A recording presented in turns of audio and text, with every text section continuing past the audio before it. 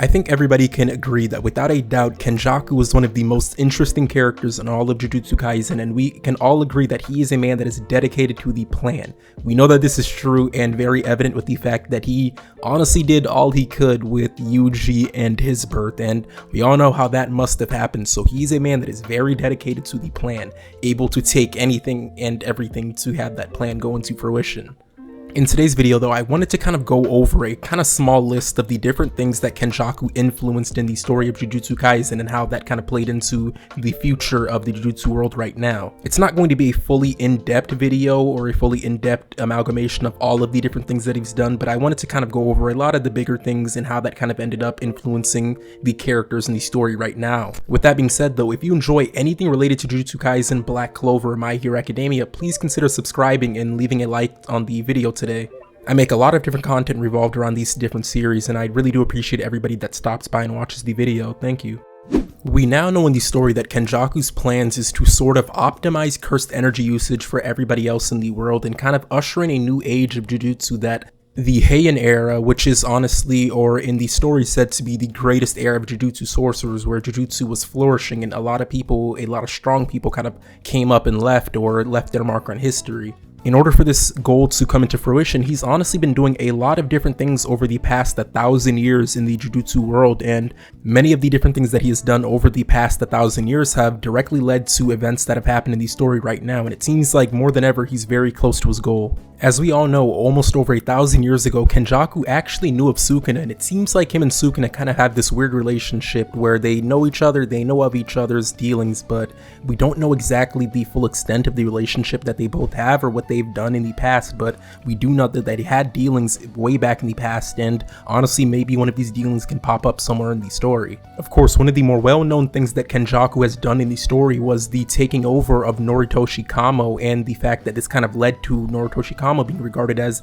the most vile Jujutsu sorcerer in history. We know that he took over his body during the Meiji era, and we know that using his body and using the fact that he had access to the blood powers or the blood Jujutsu of the Kamo family, he was actually able to mix this into the death paintings, the cursed wombs that he acquired from experimenting on a woman that was able to give birth to spirit cursed hybrids. So we know that this is kind of despicable, you know, using somebody like that for his experiments, and we can only imagine that this is why, or one of the reasons why, he was kind of regarded as the most vile person in humanity, since they most likely didn't know Noritoshi Kamo was actually Kenjaku himself. But this is pretty vile, honestly, and the fact that he was doing this to a woman that probably didn't even really have control over that is pretty crazy. But obviously we know that through doing this he was able to give birth to the cursed wombs, and we obviously see a bunch of these present in the story. Choso, we also have Eso and Kechizu. Although Eso and Kechizu are taken out of the story right now, we know that he is still present, or Choso is still present in the story. We also know that there's something weird going on with these death paintings in Yuji, and obviously we have that whole weird brother thing going on with Yuji, which might not be directly linked to the death paintings themselves,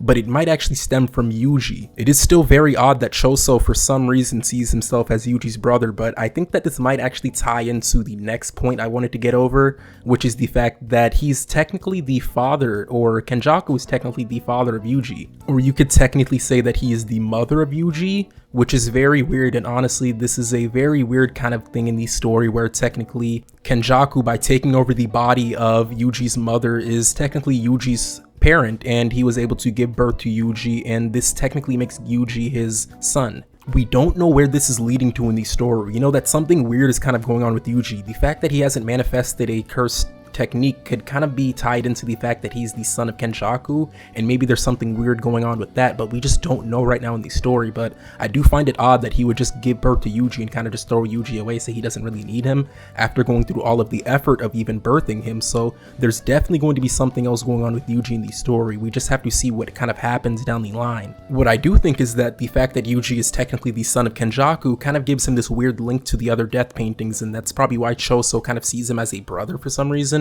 We don't know exactly, but I think this does tie into that. Another thing that I find very interesting about the fact that he went through all of the trouble in birthing Yuji is the fact that I think maybe for some reason he kind of wants Yuji to have had Sukuna inside of him to potentially engrave Sukuna's technique into Yuji and have him take over Yuji's body at the end of the story, maybe to give himself the abilities of Sukuna. It's not a theory that I've given much thought to, it kind of just popped up into my head recently, but I do think that this is a very possible thing that could happen. It honestly just wouldn't make sense for him to go through all of the trouble of giving Yuji this body or birthing him just for him to be like, I don't really care about you anymore with the recent chapters of Jujutsu Kaisen. What may potentially be going on is the fact that he kind of wants his terse technique to be engraved inside of Yuji and use this to take over Yuji's body at the end of the story and gain that ability of cleave, dismantle, and maybe even the divine technique that Sukuna has, that fire ability maybe. We know that at this point in the story, I think Kenjaku safely knows that he can't defeat Gojo in a head-on battle, so I think maybe he knows that Sukuna being the strongest sorcerer,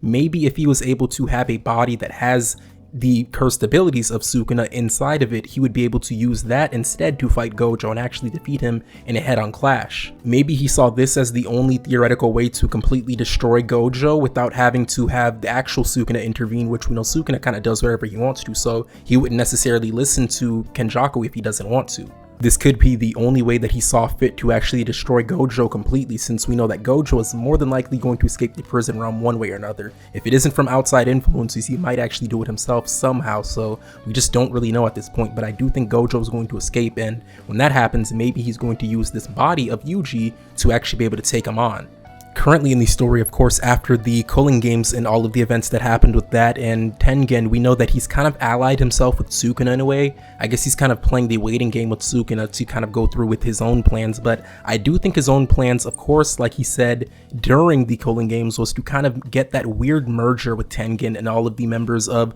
Japan to kind of make this big kaiju chimera cursed spirit. So we know that that might be one of his plans, but I also do think he still wants to sort of go through with that plan of getting rid of Gojo once and for all, and obviously in order to do that he needs the strength to be able to defeat him, but we know that through the over 1,000 years that he's been active, he hasn't really been able to take down a member of the Six Eyes, so he obviously knows that it's impossible for him to himself take down Gojo, but maybe Sukuna would be able to, or Sukuna's abilities, and I think he does see this and he wants to utilize that for his own gain. I just don't want to believe that he went through all of the trouble of doing that with Yuji just to kind of toss Yuji aside and say, I don't need you anymore. I think Yuji is going to be a big key player in all of his plans, and we're going to kind of see that throughout the story right now, but I do want to see a lot of the different things that he's able to utilize or able to do before the story ends, and I hope that we actually have a good amount of chapters left before it does end. Kenjaku is just very interesting, and he's honestly influenced most of the events in the story. Obviously the Noritoshi Kamo stuff,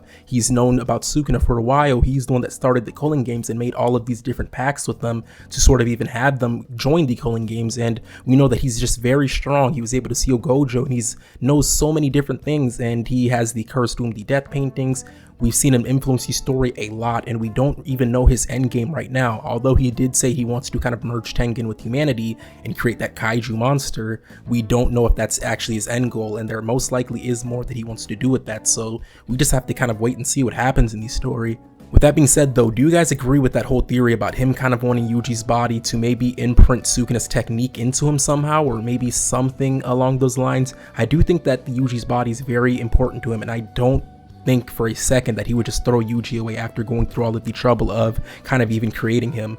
Let me know what you guys thought of all of this. Also, like the video if you liked it and subscribe, as it really does help me out and I really do appreciate it. Also, follow my socials in the top right corner. Thank you for watching, and I'm out. Peace.